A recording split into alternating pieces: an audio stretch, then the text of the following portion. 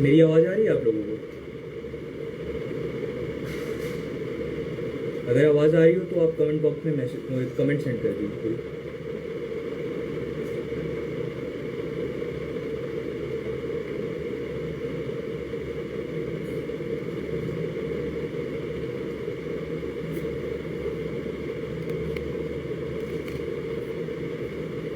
आवाज़ आ रही है?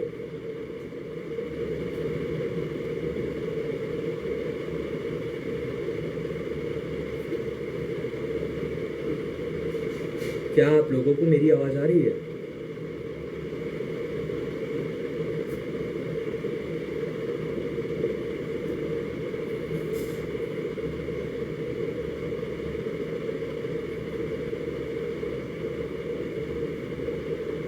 कौस्तुभ जी, अगर आप बता सकते तो ज़्यादा अच्छा रहता। मेरी आवाज़ आ रही है आप लोगों को?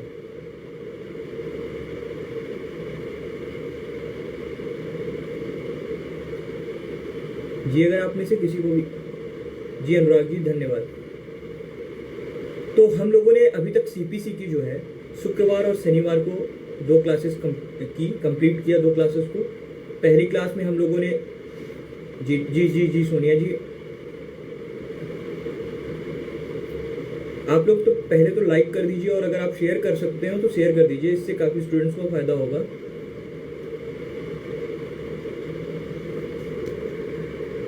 जी, मैं अभी वॉल्यूम ठीक करता हूँ। अब आ रही है स्वाति जी? स्वाति जी, अगर आप वॉइस क्लियर आ रही हो तो आप मुझे बता दें।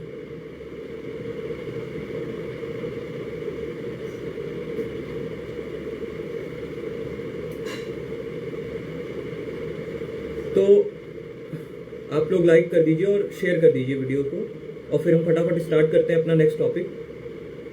तो हम लोगों ने 2 टॉपिक अभी तक 2 टॉपिक कवर किए, और सीपीसी का स्ट्रक्चर, नेचर को समझा। पहले हमने section 2 clause 1 code include rules complete किया। देन आफ्टर हम लोग सेक्शन 2 क्लॉज 2 पे गए, जहां पर हमने डिग्री सेक्शन 2 क्लॉज 2 को कंप्लीट किया। Good evening Prem ji, good evening जी। नंद गोपाल जी, धन्यवाद। अब जो है हमारा आज का टॉपिक रहेगा फॉरेन कोड और फॉरेन जजमेंट। मेरी कोशिश ये रहेगी कि चाहे समय कितना भी लगे, हम इस टॉपिक को कंप्लीट करें। हो सकता है ज़्यादा टाइम लगे, तो आप लोग मेरे साथ बने रहिएगा, क्योंकि थोड़ा सा ये टॉपिक लंबा जा सकता है। जी Kavita ji, good evening. Good evening Gulistan Parveen.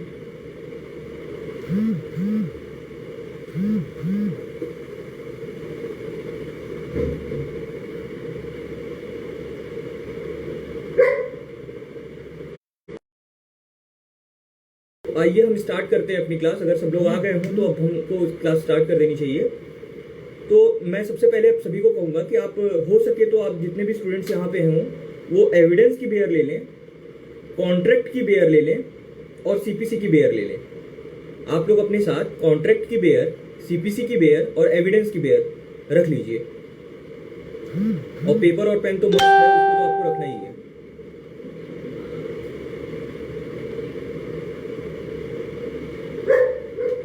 और कई दिनों से काफ़ी लोग मुझसे पूछ रहे थे कोचिंग को लेकर के, तो मैंने कोचिंग जो की थी वो मेरे सर श्री अनुज तिवारी सर से मैंने कोचिंग की है, जो कि अभी पीएचडी रिसर्च के स्टूडेंट हैं यूनिवर्सिटी ऑफ इलाहाबाद में।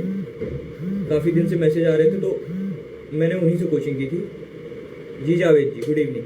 आइए हम स्टार्ट करते हैं फॉरेन कोर्ट और फॉरेन जजमेंट। तो आप लोगों ने, जहाँ तक मुझे उम्मीद है, अब तक सीपीसी की, एविडेंस की और कॉन्ट्रैक्ट की बेयर ले ली होगी। तो मैं आप लोगों को प्रोविजंस बताता जाऊंगा। आप लोगों का क्या काम होगा कि प्रोविजंस तक जाना बेयर में, और उसके लिए प्रॉपर टाइम रहेगा, आप लोग जाइएगा। तो हमारा आज का टॉपिक है फॉरेन कोर्ट और फॉरेन जजमेंट। जब हम सीपीसी की बेयर में सेक्शन 2 क्लॉज 4 देखते हैं और 2 क्लॉज 5 देखते हैं, तो यहाँ पर हमको मिलता है फॉरेन कोर्ट और फॉरेन जजमेंट। आप लोग देखिए अपनी बेयर में, आपको फॉरेन कोर्ट और फॉरेन जजमेंट दिख रहा होगा। सेक्शन 2 क्लॉज 5 में फॉरेन कोर्ट और सेक्शन 2 क्लॉज 6 में फॉरेन जजमेंट। काफ़ी टाइम लोग क्या करते हैं कि डायरेक्ट फॉरेन कोर्ट और फॉरेन जजमेंट में जाते हैं। मैं आपको डायरेक्ट जो है इस प्रोविजंस को के ऊपर डायरेक्ट नहीं ले जाऊंगा, थोड़ा सा हम इसके पहले की और भी चीज़ों को कवर करेंगे। तो आप लोगों ने अगर सीपीसी की बेयर ली हो तो आप सेक्शन 87A खोल लीजिए। यहाँ पर जितने भी बच्चे हैं, मैं सब स्टूडेंट हैं, मैं सबसे कहूँगा आप लोगों ने अगर सीपीसी की बेयर ली हो तो आप सेक्शन 87A खोल लीजिए। सीपीसी के सेक्शन 87A को देखिए आप लोग।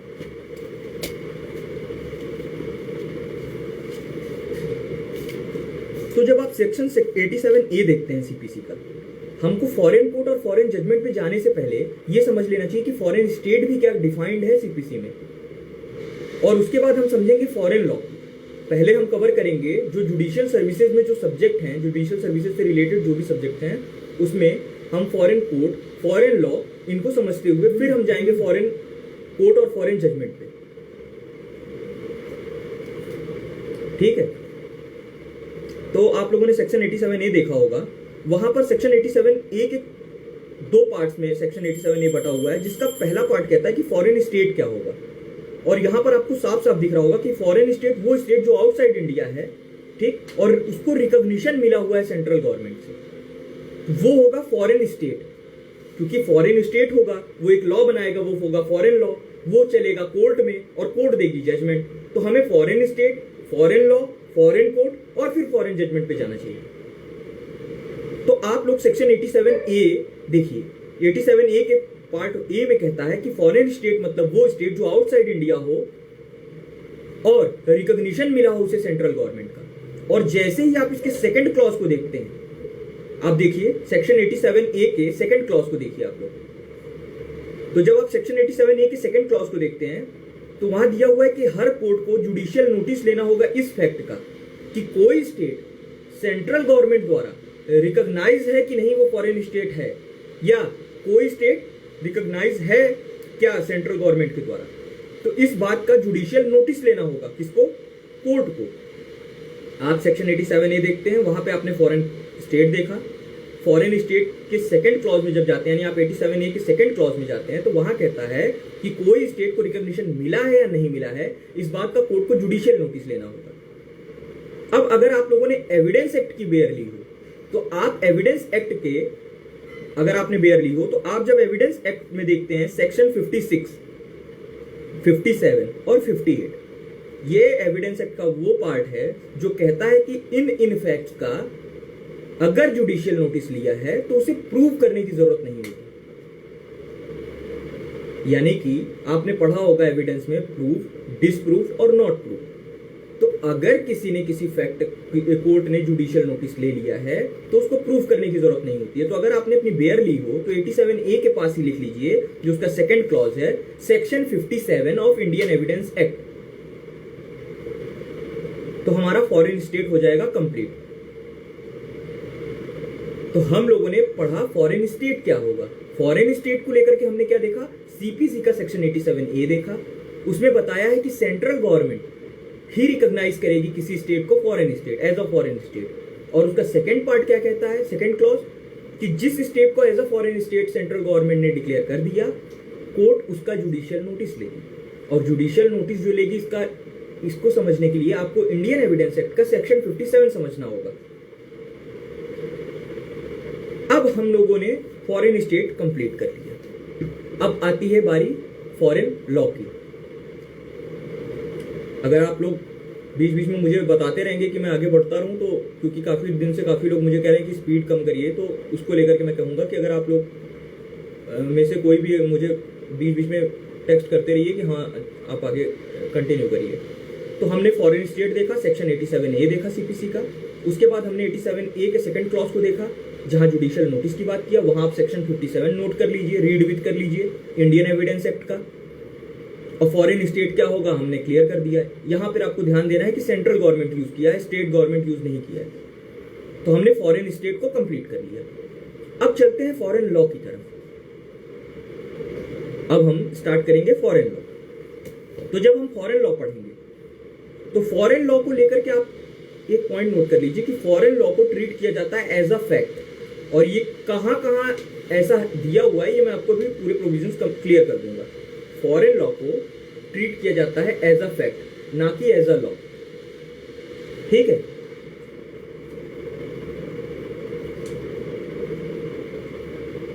मैं समझ नहीं पा रहा हूँ रुचि दीदी, आप क्या कहना चाहेंगे?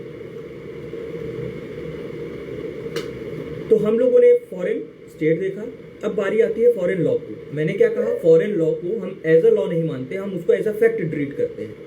अब एज अ फैक्ट ट्रीट करने का क्या मतलब है, जब आप सीपीसी का ऑर्डर 6 पढ़ेंगे, वो प्लीडिंग का ऑर्डर है, वो बताता है प्लीडिंग को लेकर के प्रोसीजर। तो वहां पर दिया हुआ है कि आपको क्या करना होगा, फैक्ट मेंशन करना होगा, लॉ को मेंशन नहीं करना होगा। यानी कहने का मतलब क्या है कि आप इंडियन लॉ को, जिसको कि लॉ माना जाता है, उसके प्रोविजन को आप स्टेट नहीं करेंगे। लेकिन अगर फॉरेन लॉ की बारी आएगी, क्योंकि उसको हमने क्या ट्रीट किया, एज अ फैक्ट ट्रीट किया है, तो आप उसको प्लीडिंग में स्टेट कर सकते हैं। और प्लीडिंग क्या इंक्लूड करता है, आइदर प्लेंट और रिटेन स्टेटमेंट, ऑर्डर 7, ऑर्डर 8। तो हमने देखा कि फॉरेन लॉ को क्या माना जाता है, एज अ फैक्ट ट्रीट किया जाता है। और एज अ फैक्ट ट्रीट करने का क्या आपको समझना है कोरिलेशन, कि जब आप ऑर्डर 6 पढ़ेंगे तो वहां कहता है कि प्लीडिंग में कि आप स्टेट करिए फैक्ट, ना कि लॉ, यानी कि हम फॉरेन लॉ को स्टेट कर सकते हैं। तो हमने ये कंप्लीट किया।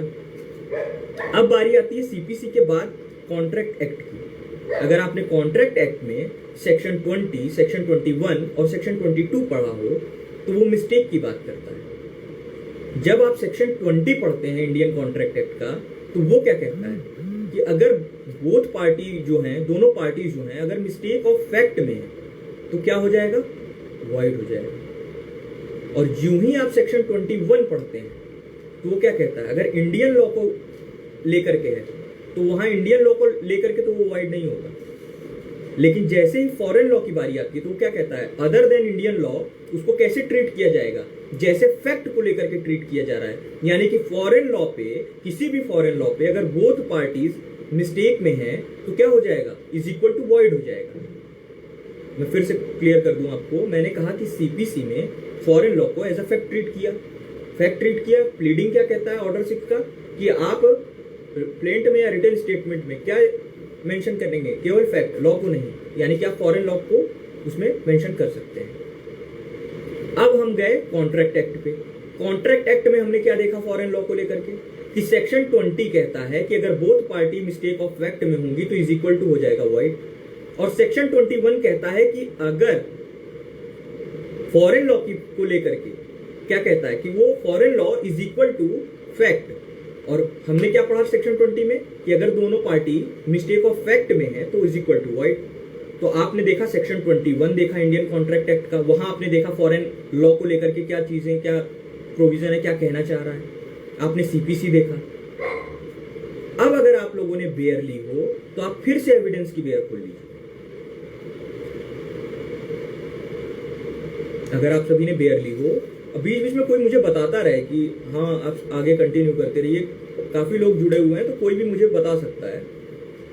तो अब हम जब इंडियन एविडेंस एक्ट पे जाएंगे, तो अगर आप लोगों ने इंडियन एविडेंस एक्ट की बेयर ली हो तो आप सेक्शन, हाँ पहले हेडिंग मैं बता दूं, opinion as to foreign law. Foreign law पे ओपिनियन की बात। देखिए इंडियन लॉ पे ओपिनियन ड्रॉ हो ही नहीं सकता।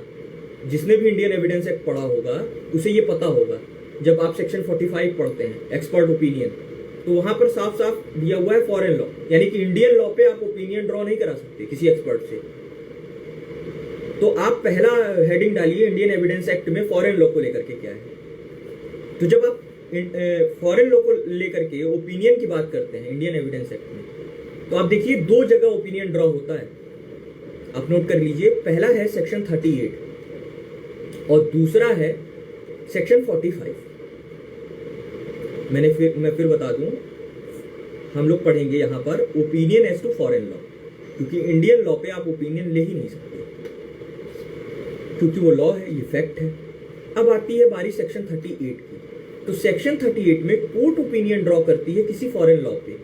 कैसे? कोई बुक से, किसी जूरिस्ट की लिखी हुई, या वहां की गवर्नमेंट द्वारा ऑथोराइज्ड अगर कोई बुक छपती है उसको पढ़ करके। कौन ड्रॉ करेगा सेक्शन 38 में इंडियन एविडेंस एक्ट में?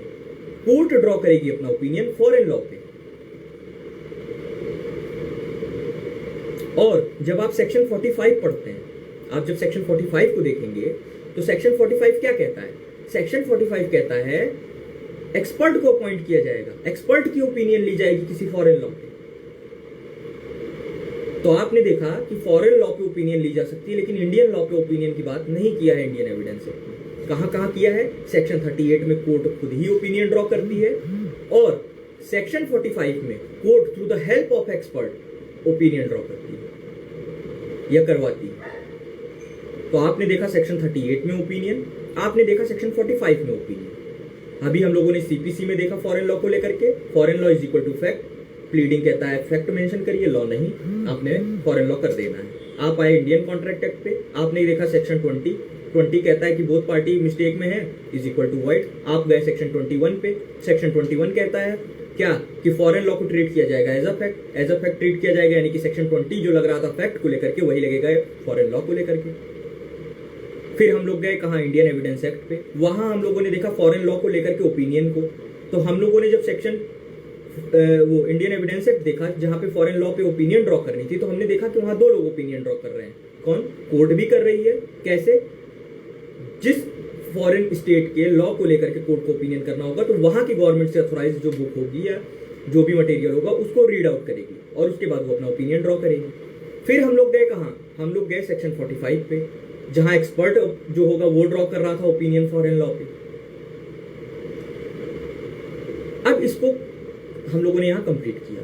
अब हम लोग चलते हैं फिर से कहां? इंडियन एविडेंस एक्ट के सेक्शन 56, 57 और 58। सेक्शन 56, 57 और 58 क्या कहता है? वो कहता है कि किन फैक्ट को प्रूव करने की जरूरत नहीं है।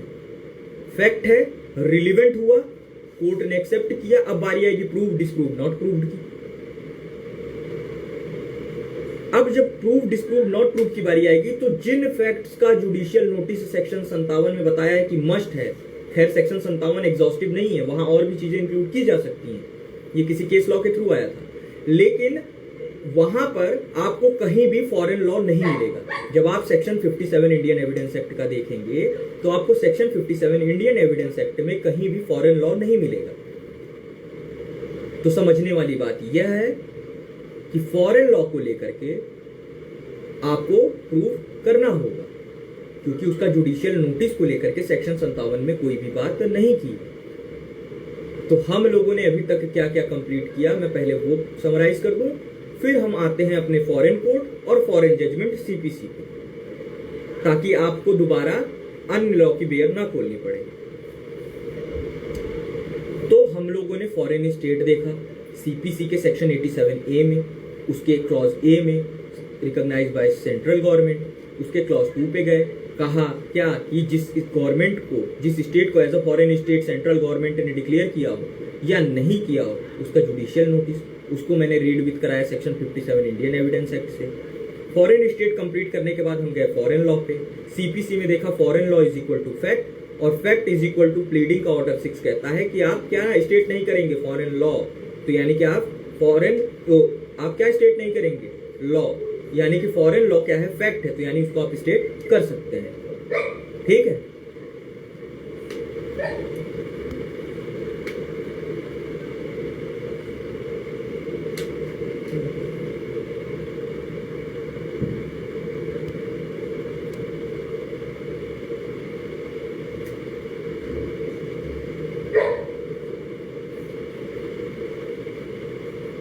तो अब हम लोगों ने फॉरेन स्टेट कंप्लीट किया, फिर हम लोगों ने फॉरेन लॉ कंप्लीट किया।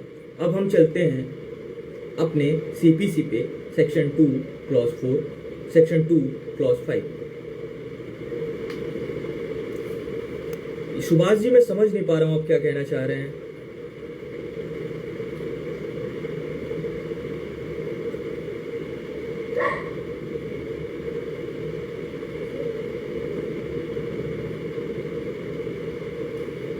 मेरा कैमरा ऑफ जा रहा है क्या? कोई मुझे बताए, क्या कैमरा ऑफ शो कर रहा है क्या?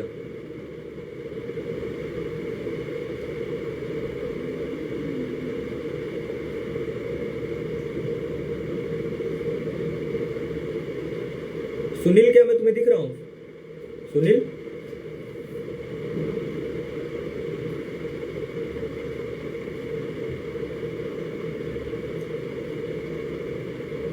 कौस्तुभ जी मैं दिख रहा हूं क्या आपको?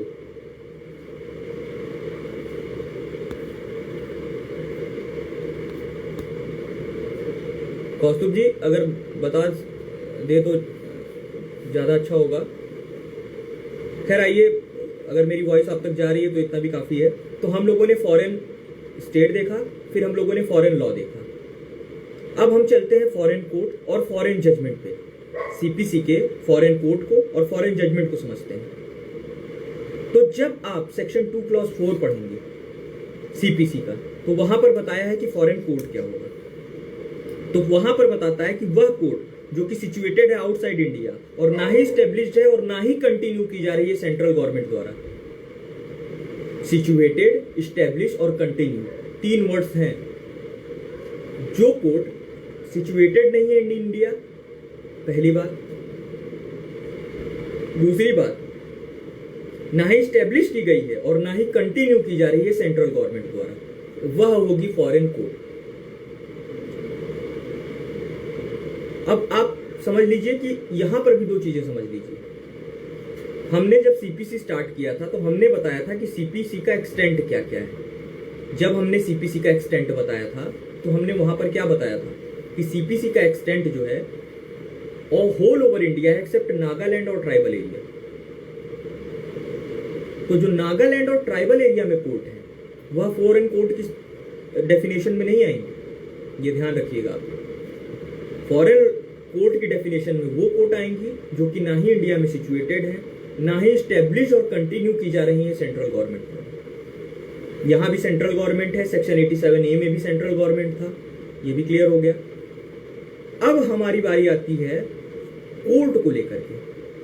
तो जब आप कोर्ट की बात करेंगे तो आपको ये याद ध्यान देना चाहिए, इस बात को कोरिलेट करना चाहिए आपको इंडियन एविडेंस एक्ट से। और वहां कोर्ट की डेफिनेशन में कहता है कि कोई भी जज, मजिस्ट्रेट और पर्सन जो कि लीगली ऑथोराइज्ड हो एविडेंस लेने के लिए वही कोर्ट होगा एक्सेप्ट आर्बिट्रेटर। और जब आप सेक्शन 21 पढ़ते हैं इंडियन पेनल कोड 1860 का, तो वहां सेक्शन 21 बताता है कोर्ट ऑफ जस्टिस की बात। तो यहां पर हमने क्या पढ़ना है, इंडियन कोर्ट नहीं, फॉरेन कोर्ट। और फॉरेन कोर्ट कौन सी होगी, जो कि ना स्टेब्लिश है इंडिया में, ना सिचुएटेड है इंडिया में और ना ही कंटिन्यू की जा रही है सेंट्रल गवर्नमेंट द्वारा। तो हमारा हो गया फॉरेन कोर्ट कंप्लीट। अब फॉरेन कोर्ट के बाद हम लोग चलते हैं फॉरेन जजमेंट पे, और यही हमें आज टॉपिक कवर करना है। क्या करना है, फॉरेन जजमेंट। फॉरेन स्टेट देखा, फॉरेन लॉ देखा, फॉरेन कोर्ट देखा। अब हम देखेंगे फॉरेन जजमेंट, और इसके बाद लास्ट आएगा आपका रेसिप्रोकेटिंग टेरिटरी। और फॉरेन जजमेंट के बाद हम फॉरेन जजमेंट के प्रोविजंस को पढ़ेंगे, जजमेंट को समझेंगे। हम समझेंगे कि कब फॉरेन जजमेंट कंक्लूसिव नहीं होगा, उसको हम कोरिलेट करेंगे इंडियन लॉ से।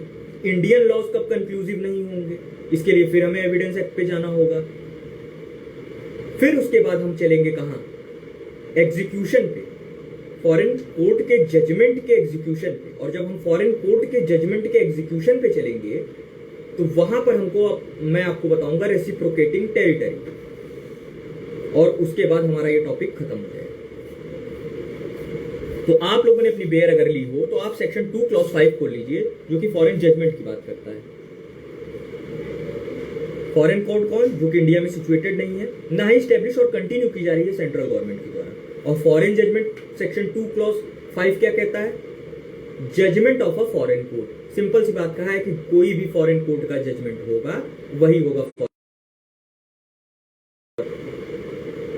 ठीक है, तो अब हम लोग चलते हैं फॉरेन जजमेंट पे। तो फॉरेन जजमेंट पे जाने से पहले सीपीसी में ही मैंने आपको बताया था, खैर हम आगे भी कंप्लीट करेंगे, सेक्शन 2 क्लॉज 9, वहां जजमेंट बताया कि जजमेंट क्या होगा। और वो कहता है कि judgement means the statement given by जज either on the ground of decree और ऑर्डर। हमने फॉरेन कोर्ट देखा, फिर कोर्ट देखा, फॉरेन जजमेंट देखा, फिर जजमेंट देखा। अब हम कहां चलेंगे, हम लोगों ने अब समझना है फॉरेन जजमेंट को लेकर के जो प्रोविजंस दिए हुए हैं सीपीसी। और कुछ केस लॉज है वो हम लास्ट में मैं नोट करा दूंगा आप लोगों को, तो आप लोग केस लॉज लास्ट में नोट कर लीजिएगा और उसको अपने से कोरिलेट कर लीजिएगा। कोई दिक्कत नहीं होने वाली है आप लोगों को, अगर आप यहां तक समझ गए हैं तो आपको कोई दिक्कत नहीं होने वाली है। तो अब जब हम चलते हैं सेक्शन 13 पे सीपीसी के, आप लोगों ने बेयर ली हो तो आप सेक्शन 13 खोल लीजिए सीपीसी का। मैं लास्ट में समराइज करते समय फिर कोरिलेट करा दूंगा आप लोगों को, ताकि आपको किसी भी प्रकार की कोई दिक्कत ना हो। अगर आप लोगों ने सीपीसी की बेयर ली हो तो आप सेक्शन 13 पे चलिए। अब सेक्शन 13 को पढ़ने से पहले हमको इंडियन एविडेंस एक्ट का प्रिजम्पशन को लेकर के जो सेक्शन 4 है उसको पढ़ लेना चाहिए, या अगर आप लोगों ने पढ़ा हो तो मैं उसको स्किप भी कर सकता हूं। खैर वहां पे बताया है प्रिजम्पशन को लेकर के मे प्रिज्यूम, शैल प्रिज्यूम और कंक्लूसिव प्रूफ। और जो कंक्लूसिव प्रूफ होता है वो इररिबिटेबल प्रिजम्पशन ऑफ लॉ होता है, ये आप सबको पता होगा। जब आप सेक्शन 13 पढ़ेंगे इंडियन सिविल प्रोसीजर कोड का, तो सिविल प्रोसीजर कोड में क्या कहता है कि फॉरेन जजमेंट जो होगा वो कंक्लूसिव होगा, एक्सेप्ट जो ग्राउंड्स दिए हुए हैं अगर उनसे वो अफेक्टेड है तो वह जो फॉरेन जजमेंट होगा वो कंक्लूसिव नहीं होगा। तो फॉरेन जजमेंट को पढ़ने से पहले कि कंक्लूसिव कब होगा नहीं होगा, मैं आप सभी से कहना चाहूंगा कि अगर आप लोगों ने इंडियन एविडेंस एक्ट की बेयर ली हो तो आप फिर इंडियन एविडेंस एक्ट की बेयर खोल लीजिए। अब जब आप इंडियन एविडेंस एक्ट की बेयर खोलेंगे तो आपको मिलेगा पार्ट 1 का चैप्टर 2 जो कि सेक्शन 5 से 55 तक रिलेवेंसी की बात करता है। और जब आप देखेंगे सेक्शन 40 से 44 तो वहां बताता है कि जजमेंट कोर्ट का कब रिलीवेंट होगा। सेक्शन 40 से लेकर के 44 इंडियन एविडेंस एक्ट में, 5 से 55 में रिलीवेंसी, ये चैप्टर 2 है पार्ट 2 का इंडियन एविडेंस एक्ट का। तो वहां पर आप देखते हैं सेक्शन 41, सेक्शन 41 में 4 बातें कहा है, प्रोबेट, एडमिरलिटी, मैट्रिमोनी और इंसॉल्वेंसी। इनको लेकर के जजमेंट को क्या बताया है, कंक्लूसिव। इंडियन कोर्ट की जो इन चारों पे जजमेंट आई हुई है किसी इंडियन कोर्ट की, उसको लेकर के बताया है कंक्लूसिव। लेकिन ज्यों ही आप सेक्शन 44 खोलेंगे इंडियन एविडेंस एक्ट का, तो इंडियन कोर्ट का जो जजमेंट सेक्शन 41 आपको कंक्लूसिव बता रहा है, 44 बता रहा है 3 ग्राउंड, और कह रहा है कि अगर इन 3 चीजों से अफेक्टेड है वो जजमेंट तो वो कंक्लूसिव नहीं होगी। कब कब? सेक्शन 44 इंडियन एविडेंस एक्ट का बताता है कब कब, अगर इनकम्पिटेंट कोर्ट थी, फ्रॉड हुआ था, या किसी प्रकार का कोई कॉलिजन हुआ था, तो इन तीनों ग्राउंड से अगर अफेक्टेड था वो जजमेंट तो वह कंक्लूसिव नहीं होगा। मैं आपको फिर बता दूं, हम लोगों को पढ़ना था कि फॉरेन जजमेंट कब कंक्लूसिव होगा, इससे पहले मैं आपको ले गया कि इंडियन कोर्ट का जो जजमेंट होगा वह कब कंक्लूसिव नहीं होगा। यह बताता है आपको section 44 of Indian evidence act. और सेक्शन 41 आप पढ़ेंगे तो बताता है कि किन चीजों को लेकर के कंक्लूसिव होगा। तो वहां केवल 4 चीजें हैं। आप रख सकते हैं पम्मी की धारा, हमारे सर कहा करते थे इसको पम्मी की धारा, प्रोबेट, एडमिरलिटी, मैट्रिमोनी और इंसॉल्वेंसी। और वहां पर बताया कि 3 चीजों से अफेक्टेड होगा, किससे? इनकम्पिटेंट कोर्ट द्वारा, फ्रॉड हुआ है या कोई कल्यूजन है, तो वह कंक्लूसिव नहीं होगा। अब हम चलते हैं सेक्शन 13 सीपीसी पे। अगर आप लोगों ने अपनी बेयर ली हो सीपीसी की तो उसको फिर खोल लीजिए। अब आप देखेंगे सेक्शन 13 में सीपीसी की कि फॉरेन जजमेंट कब कंक्लूसिव नहीं होगा। और मैंने कंक्लूसिव पहले ही बता दिया कि इररिबिटेबल प्रिजम्पशन ऑफ लॉ होता है, आप इसको रिबट नहीं कर सकते। और जब हम एविडेंस पढ़ेंगे तो हम इसे भी समझेंगे अच्छे से। फिलहाल अभी आप यहाँ पे यही समझिए कि सेक्शन 4 में वहाँ प्रिजम्पशन मिल जाए। तो अब हम देखते हैं कि सेक्शन 13 जो कहता है कि फॉरेन जजमेंट कंक्लूसिव नहीं होगी, किन किन चीज़ों से अफेक्टेड होगी, तो उन चीज़ों को देखते हैं। तो यहाँ पर एक पूरी लिस्ट दी हुई है। सेक्शन 44 में 3 चीज़ें थी, यहाँ पर आपको 6 चीज़ें मिलेंगी। अब यहाँ क्या कहता है कि वो इनकम्पिटेंट कोर्ट द्वारा था। फॉरेन जजमेंट जो था वो अगर इनकम्पिटेंट कोर्ट द्वारा था तो वो कंक्लूसिव नहीं होगा, पहली बात। दूसरी बात, जो फॉरेन जजमेंट था वो मेरिट पे नहीं था, जो फॉरेन जजमेंट था वो मेरिट पे नहीं था, तो वो कंक्लूसिव नहीं होगा। तीसरी बात, फॉरेन जजमेंट अगेंस्ट व्यू रखता होगा इंटरनेशनल लॉ के या इंडियन लॉ के, तो वो फॉरेन जजमेंट कंक्लूसिव नहीं होगा। इंटरनेशनल लॉ यानी आप पब्लिक इंटरनेशनल लॉ भी कह सकते हैं, तो इंटरनेशनल लॉ के व्यू के अगेंस्ट जा रहा होगा, यानी कि उससे कहीं ना कहीं कॉन्फ्लिक्ट क्रिएट हो रहा होगा उस जजमेंट का, तो या किसी इंडियन लॉ, और इंडियन लॉ में सारे प्रोसीजरल और सारे सब्सटेंटिव लॉ आ जाते हैं, तो हमने क्या देखा, इनकम्पिटेंट कोर्ट द्वारा। उसके बाद हम लोगों ने क्या देखा, मेरिट पे नहीं था। फिर हम लोगों ने क्या देखा, हम लोगों ने देखा इंटरनेशनल लॉ और इंडियन लॉ के व्यू के अगेंस्ट जा रहा था। फिर हम देखेंगे चौथा, वो नेचुरल जस्टिस को भी अपोज कर रहा हो। और नेचुरल जस्टिस में आपने पढ़ा होगा ऑडी ऑल्ट्रम पार्टम और nemo judex in causa sua. Both party have right to be heard and no one can be जज इन हिज ऑन केस। तो चौथी चीज आपकी ये हो गई। पांचवा कहता है ऑब्टेन्ड बाय फ्रॉड। फ्रॉड मतलब क्या, इंटेंशनल मिसरिप्रेजेंटेशन। आप जब इंडियन कॉन्ट्रैक्ट एक्ट में मिसरिप्रेजेंटेशन पढ़ेंगे तो मिसरिप्रेजेंटेशन और फ्रॉड में एक छोटा सा यही अंतर है, जैसे ही आप इंटेंशन जोड़ देंगे मिसरिप्रेजेंटेशन के साथ वो फ्रॉड हो जाएगा। और जहां पे इंटेंशनल नहीं था वो व्यक्ति जिसने वो मिसरिप्रेजेंटेशन किया तो वो केवल मिसरिप्रेजेंटेशन रह जाएगा, वो फ्रॉड नहीं बनेगा। तो यहां हमने क्या देखा, ऑब्टेन किया गया कैसे, फ्रॉडली ऑब्टेन किया गया है। फिर उसके बाद छठवां ग्राउंड क्या कहता है, वो ब्रीच कर रहा है किसी इंडियन लॉ। तो हम लोगों ने यहाँ पे 6 चीजें देखी कि कब सेक्शन 13 जो कहता है कि फॉरेन जजमेंट कंक्लूसिव होगा वो कब कंक्लूसिव नहीं होगा, तो उसके लिए 6 चीजों से अफेक्टेड होगा। तब इसको याद करने का सबसे बेहतरीन तरीका है कि आप इसको section 44 of Indian evidence act से जोड़ दीजिए। 2 ग्राउंड आपको वहीं के मिलेंगे, खैर वहाँ 3 ग्राउंड है और यहाँ 6 ग्राउंड है। वहाँ है इनकम्पिटेंट कोर्ट, फ्रॉड और कल्यूजन। यहाँ आपको 6 ग्राउंड मिलेंगे। Oppose to natural justice, against international और Indian law, breach any Indian law, incompetent court, और उसके बाद आप देखेंगे ऑब्टेन्ड बाय फ्रॉड और नॉट ऑन मेरिट। अब जब हम सेक्शन 13 पढ़ रहे थे तो यहां फॉरेन जजमेंट को लेकर के देख रहे थे कि वो कब कंक्लूसिव नहीं होगा, यानी जो प्रिजम्पशन ड्रॉ होगा वो कब कंक्लूसिव नहीं होगा। अब इसके बाद हम चलेंगे सेक्शन 14 पे, सीपीसी पे। अब आप लोग अपना सेक्शन 14 देखिए। तो जब आप सेक्शन 14 देखेंगे सीपीसी का, तो सेक्शन 14 क्या कहता है? सेक्शन 14 कहता है कि जब किसी इंडियन कोर्ट में फॉरेन कोर्ट के जजमेंट की कॉपी लगाई जाएगी तो जो इंडियन कोर्ट होगी वह उस फॉरेन कोर्ट की कॉम्पिटेंसी को लेकर के शैल प्रिज्यूम करेगी, यानी रिवर्टेबल प्रिजम्पशन ऑफ लॉ ड्रॉ करेगी। आप इसको डिस्प्रूव करा सकते हैं। हमने देखा सेक्शन 13 कि फॉरेन जजमेंट कब कंक्लूसिव नहीं होगा।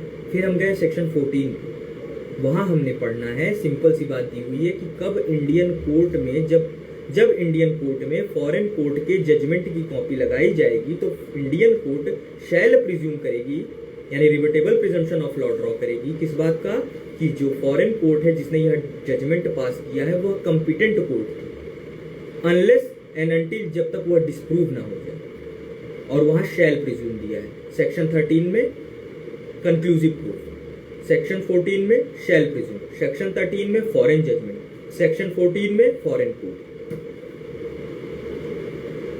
यहां तक अगर किसी को कोई भी दिक्कत हो और अगर ना भी हो तो आप मुझे प्लीज बताइए।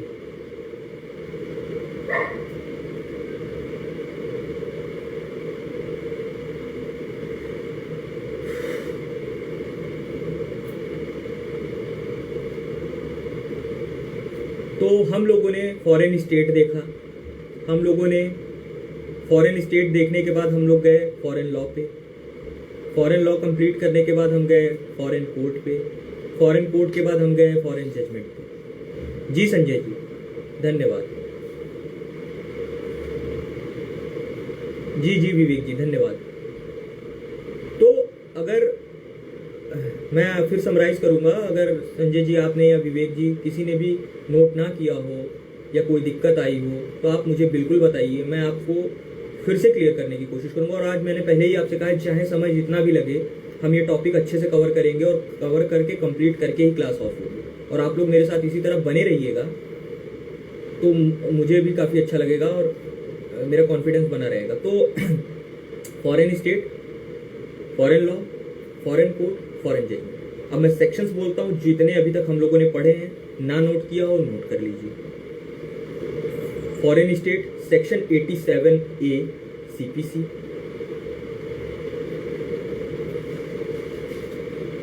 Foreign law CPC, foreign law is equal to fact. Order 6 pleading कहता है लॉ को मेंशन नहीं करना है, यानी फैक्ट कर सकते हैं। Indian contract act section 21 foreign law is equal to fact, और दोनों पार्टी अगर फॉरेन लॉ को लेकर के मिस्टेक में है तो is equal to fact treat किया जाएगा, यानी कि सेक्शन 20 में जैसे फैक्ट को लेकर के वाइड हो रहा था यानी यहाँ भी वाइड हो जाएगा।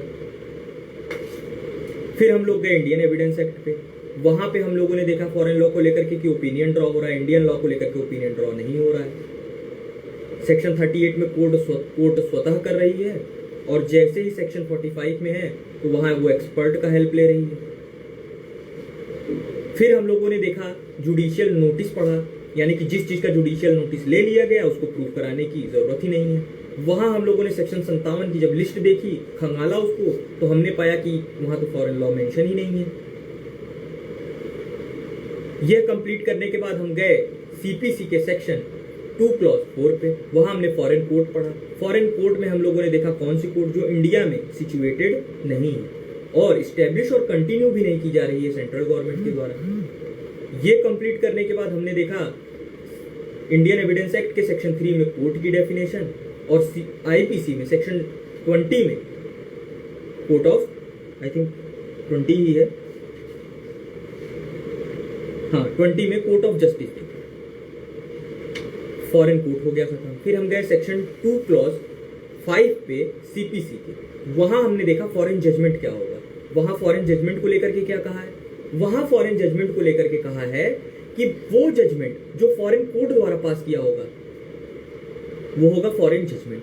फिर हमने देखा जजमेंट क्या है, हम गए सेक्शन 2 क्लॉज 9 पे सीपीसी के, और वहां हमने देखा judgement means the statement given by जज either on the ground of decree और ऑर्डर। ठीक है। अब इसके बाद हम लोगों ने देखा सेक्शन 13 फॉरेन जजमेंट कंक्लूसिव कब नहीं होगा। उसको देखने से पहले हम गए इंडियन जजमेंट को लेकर के, जब कंक्लूसिव होता है section 40 of Indian evidence act में 4 चीजों को लेकर के, तो हमने सेक्शन 44 में पढ़ा कि वो कब कंक्लूसिव नहीं होगा। फिर हम आए सीपीसी पे, हमने देखे 6 ग्राउंड जब फॉरेन जजमेंट कंक्लूसिव नहीं होगा। फिर सेक्शन 13 को कंप्लीट करने के बाद हम गए सेक्शन 14 पे, वहां कोर्ट की यानी फॉरेन कोर्ट की कॉम्पिटेंसी को लेकर के क्या प्रिजम्पशन ड्रॉ करेगी वह इंडियन कोर्ट, जहां पर फॉरेन कोर्ट के फॉरेन जजमेंट की कॉपी लगाई होगी, और वो कहता है कि वो शैल प्रिज्यूम करेगी।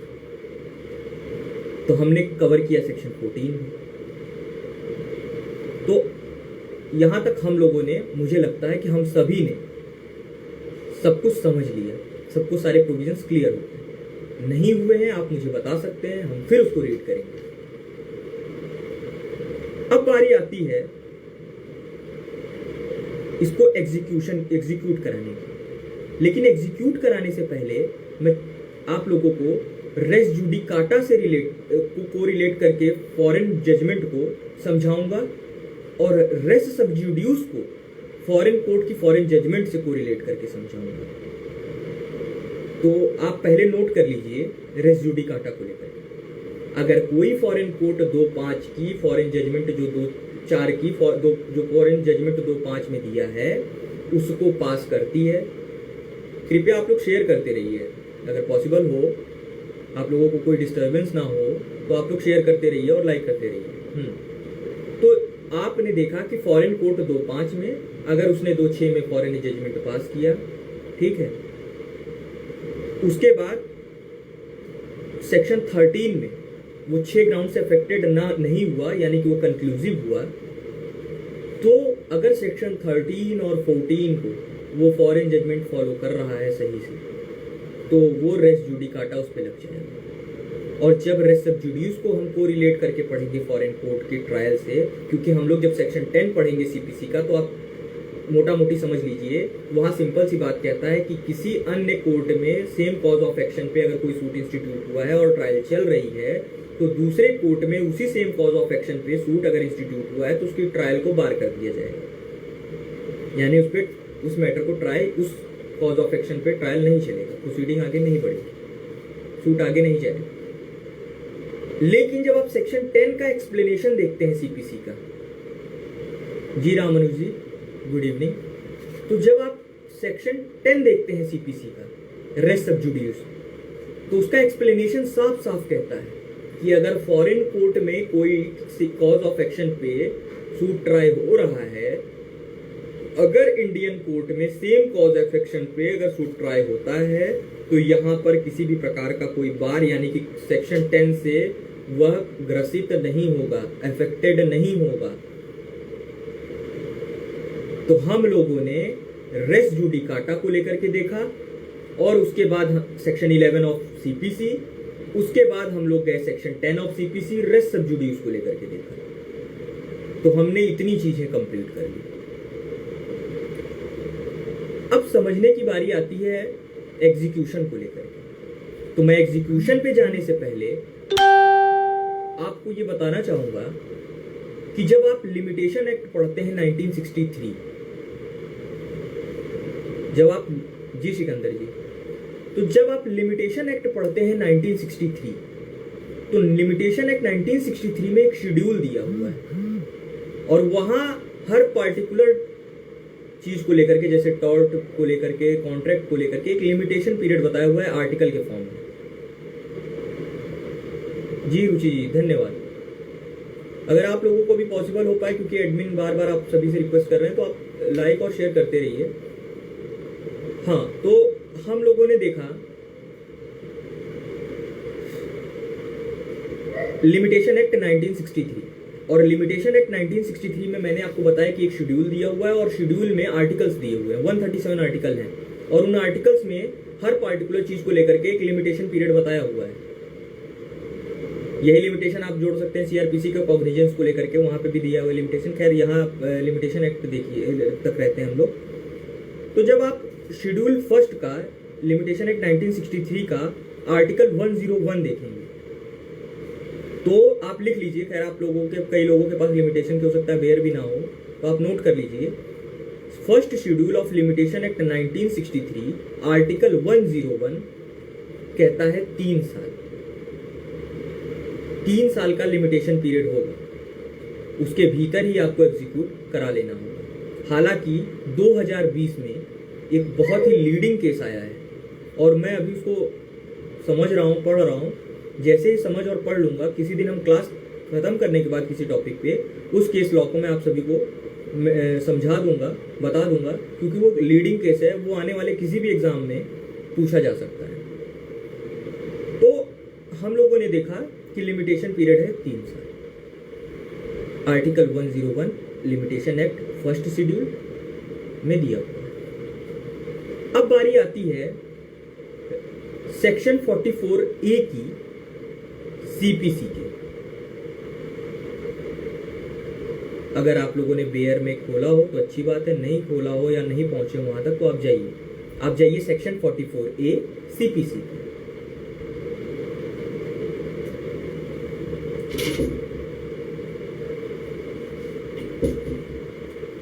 तो जब आप सेक्शन 44A सीपीसी पे जाएंगे तो वहां आप एक चीज नोट कर लीजिए। ये जो सेक्शन 44A है, काफी आप बेयर में ढूंढेंगे भी तो आपको जल्दी नहीं मिलेगा, क्योंकि मेरे पास भी बेयर है, उसमें कहीं मेंशन नहीं था। हालांकि 44A लिखा हुआ था, तो मेरी इच्छा हुई जानने की कि आखिर ये जुड़ा हुआ अमेंडमेंट से, तो कब जुड़ा। तो आप नोट कर लीजिए कि ये 1937 में जो है कि अमेंडमेंट से जोड़ा गया है सेक्शन 44A को।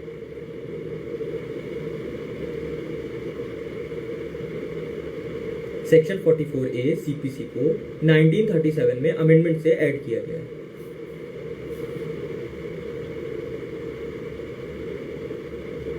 अब हम देखते हैं सेक्शन 44A में सीपीसी के, तो कहता है procedure for execution of decree passed by reciprocating territory. तो रेसिप्रोकेटिंग टेरिटरी में अगर कोई भी जजमेंट पास किया गया है तो क्या प्रोसीजर होगा उसके एग्जीक्यूशन का, ये बताता है सेक्शन 44A ऑफ सीपीसी, जो कि 1937 में अमेंडमेंट से ऐड हुआ। अब यहाँ पर जैसे हमने फॉरेन स्टेट जाना था सेक्शन 87A सीपीसी में, तो अब हमें ये जानना चाहिए कि रेसिप्रोकेटिंग टेरिटरी जो है वो क्या है, उसका क्या अर्थ है। क्या सारे फॉरेन स्टेट की फॉरेन कोर्ट के फॉरेन जजमेंट हमारे यहाँ पे सेक्शन 13 के तहत अगर कंक्लूसिव हो जा रहे हैं तो वो लागू हो जाएंगे। तो आइए देखते हैं रेसिप्रोकेटिंग टेरिटरी। तो रेसिप्रोकेटिंग टेरिटरी से इतना समझिए कि सेंट्रल ही गवर्नमेंट, जो फॉरेन स्टेट भी बता रही थी, जो फॉरेन कोर्ट को स्टेब्लिश नहीं या कंटिन्यू नहीं कर रही थी, वही central government through the help of notification आपको बता देगी कि ये रेसिप्रोकेटिंग टेरिटरी है और ये रेसिप्रोकेटिंग टेरिटरी नहीं है। आप इसमें कुछ एग्जाम्पल भी नोट कर सकते हैं। बांग्लादेश है आपका रेसिप्रोकेटिंग टेरिटरी, यूके है आपका रेसिप्रोकेटिंग टेरिटरी, और यहां पर भी आप एक इंपॉर्टेंट पॉइंट नोट कर लीजिए। लास्ट ईयर 2020 में नोटिफिकेशन नंबर 36 के थ्रू सेंट्रल गवर्नमेंट ने यूएई को, यूनाइटेड अरब अमीरात को रेसिप्रोकेटिंग टेरिटरी डिक्लेयर किया है जस्ट लास्ट ईयर। ये भी हो सकता है कल को किसी एग्जाम में पूछ ले। तो हम लोगों ने देखा कि रेसिप्रोकेटिंग टेरिटरी का दर्जा कौन देता है, तो वह देता है सेंट्रल गवर्नमेंट, नोटिफिकेशन जारी करके। और लास्ट ईयर यूएई को सेंट्रल गवर्नमेंट ने रेसिप्रोकेटिंग टेरिटरी डिक्लेयर किया।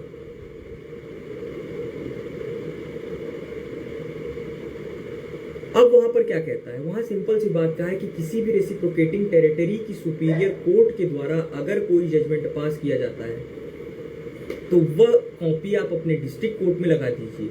वहां दोनों पे, सुपीरियर कोर्ट और रेसिप्रोकेटिंग टेरिटरी पे आप हाईलाइट कर लीजिए, और डिस्ट्रिक्ट कोर्ट पे और सुपीरियर कोर्ट पे। तो कहां लगेगा? डिस्ट्रिक्ट कोर्ट पे, और माना जाएगा कि वो डिस्ट्रिक्ट कोर्ट के ही द्वारा पास्ड है।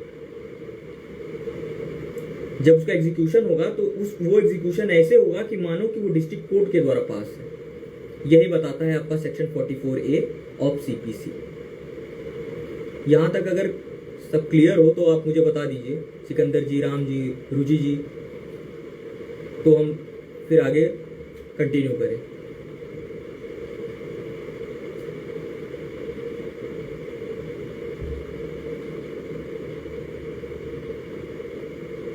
जी अनुराग जी, देखिए रेसिप्रोकल टेरिटरी नहीं है, वो रेसिप्रोकेटिंग टेरिटरी है।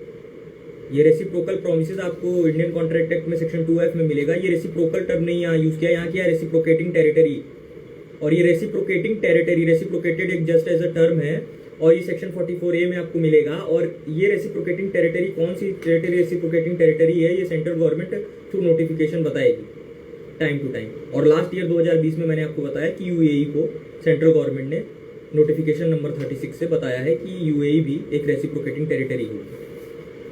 हाँ, तो अब हम लोगों ने अपना फॉरेन जजमेंट और फॉरेन कोर्ट, जी सुनील वाजपेयी धन्यवाद। तो अब हम लोगों ने अपना फॉरेन कोर्ट और फॉरेन जजमेंट कंप्लीट कर लिया। अब हम एक बार पूरा समराइज करेंगे और फिर उसके बाद क्लास बंद करेंगे। तो आज का टॉपिक था फॉरेन कोर्ट फॉरेन जजमेंट। हमने सेक्शन 2.1 सेक्शन 2.2 सीपीसी कंप्लीट कर लिया था लास्ट दो क्लासेस में। आज बारी थी सेक्शन 2 क्लॉज 4 और सेक्शन 2 क्लॉज 5 को कंप्लीट करने की, यानी कि फॉरेन कोर्ट और फॉरेन जजमेंट। फॉरेन कोर्ट और फॉरेन जजमेंट पे जाने से पहले हमने समझा फॉरेन स्टेट डिफाइंड है section 87A CPC. Foreign state समझा, वही जोड़ लीजिए रेसिप्रोकेटिंग टेरिटरी की बात 44A में किया है। कौन? Central government. वहां कौन? Central government. Last year UAE. फिर हम लोग गए फॉरेन लॉ पे। फॉरेन लॉ को ट्रीट किया जाता है एज अ फैक्ट। आपने सीपीसी में भी देखा, आप इंडियन कॉन्ट्रैक्ट एक्ट में भी देखते हैं सेक्शन 21 में, ये बात साफ साफ लिखी हुई है। फिर सेक्शन 21 के कॉन्ट्रैक्ट एक्ट के बाद हम लोग गए Indian evidence act. Indian evidence act पे जब हम लोग गए तो इंडियन एविडेंस एक्ट में हमने देखा कि ओपिनियन जब ड्रॉ किया जा रहा है तो वो किसी फॉरेन लॉ पे ना करके इंडियन लॉ पे ना करके फॉरेन लॉ पे किया जा रहा है। और फॉरेन लॉ पे ओपिनियन वहां कौन कौन ड्रॉ करता है? तो सेक्शन 38 में कोर्ट और सेक्शन 45 में एक्सपर्ट। इसके बाद हम लोग गए इंडियन एविडेंस एक्ट के पार्ट 3 के चैप्टर 3 पे। वहां हम लोगों ने देखा सेक्शन 56 से 57, 58। वहां बताया है किन फैक्ट को प्रूव करने की जरूरत नहीं। और सेक्शन 57 में एक लिस्ट दी हुई है, वहां हमने देखा कि फॉरेन लॉ उस लिस्ट में कहीं भी आपको नहीं दिख रहा, यानी कि फॉरेन लॉ पे जुडिशियल नोटिस नहीं ली जाएगी। अब हम लोगों ने फॉरेन स्टेट, रेसिप्रोकेटिंग टेरिटरी और फॉरेन लॉ खत्म किया। फिर हम गए फॉरेन कोर्ट। फॉरेन कोर्ट को लेकर के सेक्शन 2 क्लॉज 4 कहता है, मैं फिर बोल दूं आपको, वह कोर्ट जो कि इंडिया में सिचुएटेड नहीं है और सेंट्रल गवर्नमेंट द्वारा ना ही कंटिन्यू की जा रही है और ना ही इस्टेब्लिश्ड। फिर हम गए सेक्शन 3 पे इंडियन एविडेंस एक्ट। वहां हमने कोर्ट देखा फिर हम गए court of justice section 20 IPC को देखा। फिर कोर्ट के बाद हमारी बारी आई फॉरेन जजमेंट की। फॉरेन जजमेंट में हम लोगों ने सीपीसी का सेक्शन 2 क्लॉज 9 जजमेंट देखा और सेक्शन 2 क्लॉज 5 फॉरेन जजमेंट देखा। फॉरेन जजमेंट सिंपल कहता है कि फॉरेन कोर्ट जो 2-4 में आप पढ़ रहे हैं वही फॉरेन कोर्ट अगर कोई जजमेंट पास कर देगी तो फॉरेन जजमेंट हो जाएगा। इतना कंप्लीट करने के बाद हमने रेस जुडिकाटा के साथ देखा जोड़ करके इसको, फिर हम रेस सब्जुडियूस के साथ हमने इसको कोरिलेट करके देखा, जो कि रेस सब्जुडियूस सेक्शन 10 का एक्सप्लेनेशन आप देखेंगे तो वहां साफ साफ दिया हुआ है कि बार नहीं होगा। हमने लिमिटेशन पीरियड देखा 3 साल, article 101 of limitation act schedule first में दिया हुआ है। अब उसके बाद हम लोगों ने सेक्शन 13 देखा कि फॉरेन जजमेंट कब कंक्लूसिव नहीं होगा, किन किन ग्राउंड्स पे कंक्लूसिव नहीं होगा। उसको बताने से पहले मैंने आपको बताया कि इंडियन कोर्ट के जो जजमेंट कंक्लूसिव हो जाते हैं सेक्शन 41 के थ्रू, इंडियन एविडेंस एक्ट के एडमिरलिटी, मैट्रोमोनी, इंसॉल्वेंसी और प्रोबेट पे, वो कब कंक्लूसिव नहीं होंगे ये सेक्शन 44 बताता है। और वो क्या बताता है? इनकम्पिटेंट कोर्ट फ्रॉड और कल्यूजन से अफेक्टेड है। अब इसके बाद हम लोगों ने देखा कि फॉरेन जजमेंट जो है वो कब कंक्लूसिव नहीं होगा, तो इसको लेकर के हम लोगों ने ग्राउंड्स देखे, 6 ग्राउंड्स मिले हमें। इन 6 ग्राउंड्स को से अगर अफेक्टेड नहीं है तो कंक्लूसिव है, अफेक्टेड है तो कंक्लूसिव नहीं है। फिर हम गए सेक्शन 14 पे, वहां हमने देखा कि फॉरेन कोर्ट को लेकर की कंपिटेंसी को लेकर के इंडियन कोर्ट जहां पर फॉरेन कोर्ट के फॉरेन जजमेंट की कॉपी लगाई जाएगी वो क्या प्रिजम्पशन ड्रॉ करेगी, तो वो प्रिजम्पशन ड्रॉ करेगी शैल प्रिज्यूम। फिर हम गए सेक्शन 44A में। अब अगर आपसे क्वेश्चन आता है कि रेसिप्रोकेटिंग टेरिटरी की सुपीरियर कोर्ट के द्वारा कोई जजमेंट पास है तो उसकी कॉपी आप कहाँ लगाएंगे, तो आप डिस्ट्रिक्ट कोर्ट में लगाएंगे। और वो एग्जीक्यूट कैसे होगी? ऐसे एग्जीक्यूट होगी मानो कि वो डिस्ट्रिक्ट कोर्ट द्वारा पास की गई हो। कितने समय के भीतर? 3 साल के भीतर। Limitation act 1963 schedule 1 article 101। तो हमने ये देखा।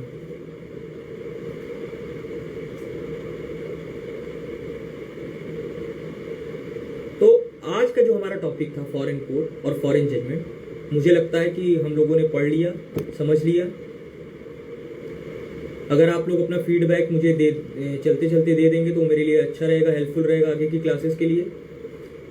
मैं फिर बता दूं कि मैं खुद भी एक छात्र हूं। मैं इलाहाबाद विश्वविद्यालय में विधि संकाय LLM प्रथम वर्ष का छात्र हूं।